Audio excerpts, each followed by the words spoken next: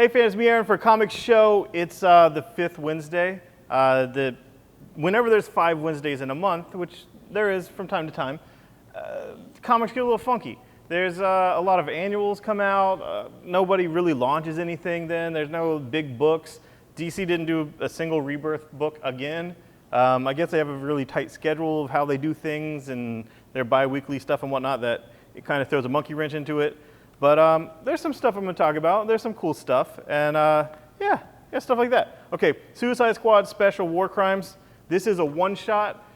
It's the current Suicide Squad, which is a Suicide Squad that largely mimics who was in the movie, and it is written by John Ostrander. So that's the claim to fame for this issue. If you are a classic Suicide Squad fan, you're getting the current membership, but the classic writer, the original writer of Suicide Squad. So yeah, the Ostrander building that was in the movie, that's him. He wrote this. He's good.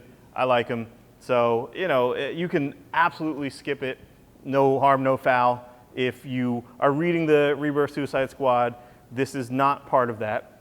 But if you like the classic Suicide Squad, it's that same writer. So you'll get a little bit of that feel. So it's a little bit of both. You know, if you're an old school fan, you'll like it. If you're a new fan, you might like it because it's the same characters. You might not. Don't know. Just letting you know it's out there. Future Quest, Part 4 is here. I am really digging this Hanna-Barbera book. I thought it was going to be my favorite until, you know, Flintstones kind of edged it out. And they've been taking their vitamins. But I'm really digging Future Quest. Jeff Parker was made for this book. And I did watch some of these characters when I was younger. There was like the Cartoon Express or something that was on Sunday mornings, and they would have random shows of characters of Hanna-Barbera. So my only exposure wasn't, you know, just Adult Swim, which I absolutely adore. So I'm digging it. I like it. It's cool.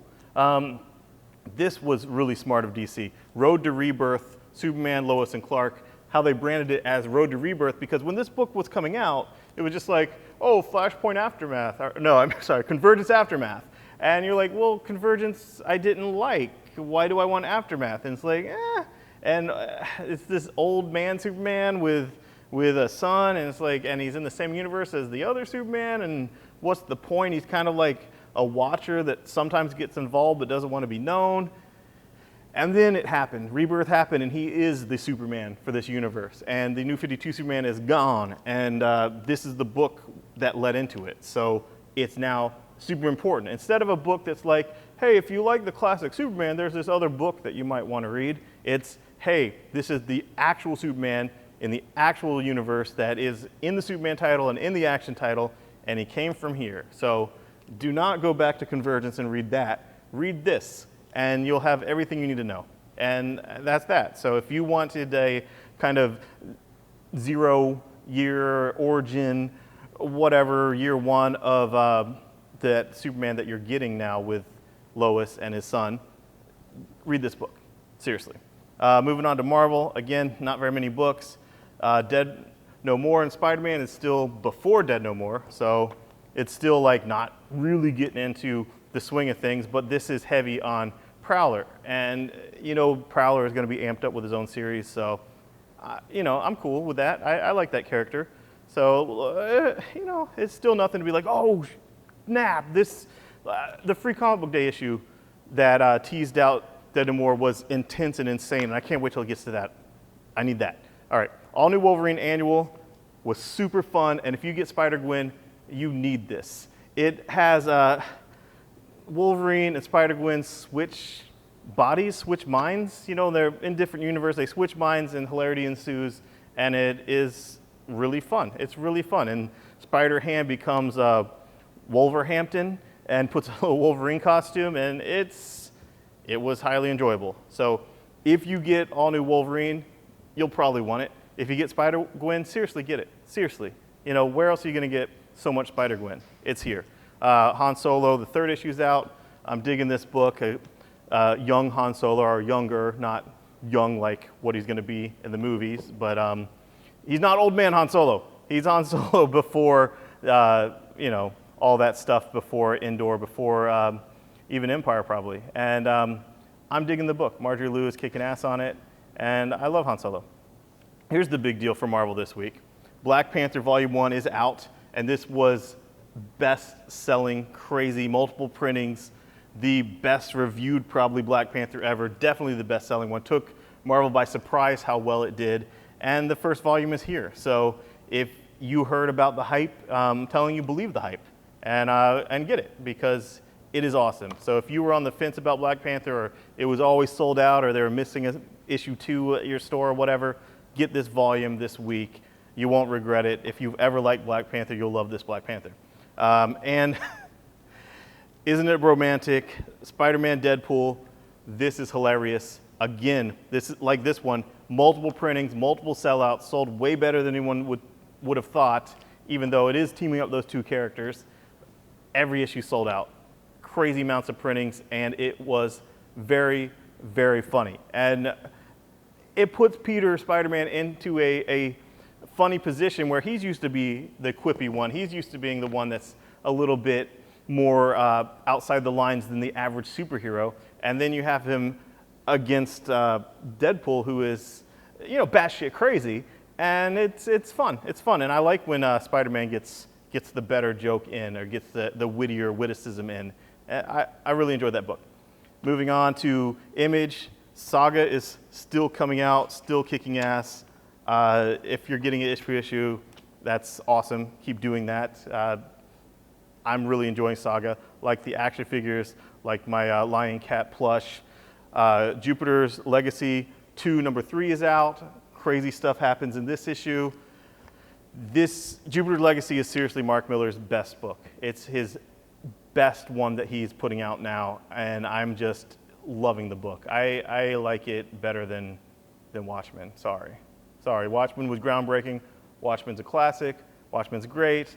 But seeing these characters dealing with real world stuff, taking over the world, having the villains come fight back, all this crazy socio-political, economic, religious, crazy stuff, dealing with superpowers, I freaking love it. It's just, that's my poison. I can't get enough of that. So if you're not reading Jupiter's Legacy and you're like, oh, Mark Millar, all he's about is like dick jokes and kick-ass, it's like, no.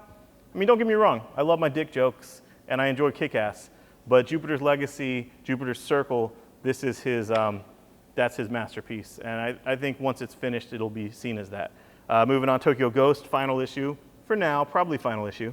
But you don't get to do that many issues when you're working with someone like Sean Murphy, which Rick Remender is, because Sean Murphy has his next gig to get on, which is probably All-Star Batman or something with Scott Snyder.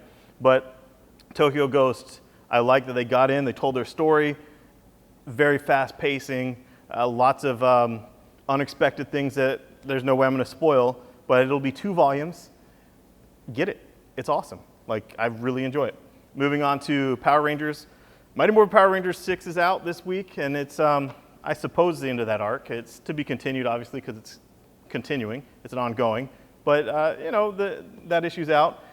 Here's the cool thing. Last week's annual number 1 had a story with Rob Guillory on art from Chew, and the second print of this will have a cover by him where Skull and Bulk became Power Rangers. And we're going to have him in here for a signing in the store, in the Geek Easy, here, for like a chicken speakeasy night of debauchery. And it's going to be September 30th. And he does the book Chew, which is almost over, and where chicken's outlawed. So we're going to have like a winner chicken dinner thing where we'll have chicken and we'll have raffles and someone will win some original art by him probably. I'm still working it together. I got a month. I got a month to put this together, but he'll be here and it's going to be awesome. It'll be a lot of fun because we're a comic shop, but we're also a restaurant and bar, I guess. So it's the Geek Easy, and we're going to have a chicken speakeasy. It's like, when we came up with the Geek Easy, I was like, one day, I want to have someone from Chew here, and I want to do a chicken speakeasy. And that day is going to be September 30th. And also, he's bringing along a Ninja Turtle artist with him, Chad Thomas, who does the Ninja Turtle animated comic. And segue into that is Team Ninja Turtle Universe is out this week, and it is an exercise book with a lot of craziness. And there's so many things going on in the Ninja Turtle story that it's just a monthly book, one title that has miniseries here and there as things overflow.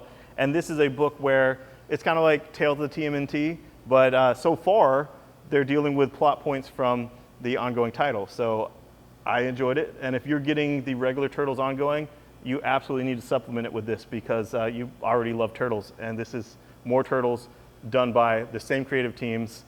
Eastman writes the story in here, and it's great. So that's that. Stay tuned for our Chew signing with Gilroy on September 30th. And September 10th, the Saturday coming up, is my birthday. I am turning freaking 40 years old, and I'm going to have a huge dance in here that we're going to call the Geek Cheesy and the Geek Easy. It's going to be all cheesy hit music, all cheesy hits from the 90s and the aughts of, like, I'm going to play like Who Let the Dogs Out. I'm going to play like Britney Bitch. I'm going to play everything that you're embarrassed of, but you know all the words, and you'll dance your ass off to. We're going to have lighting done great. It's going to be a fun time. Come celebrate cheesiness. Celebrate me. I'm pretty freaking cheesy. And let's have a blast on September 10th. Thanks, guys. Bye-bye.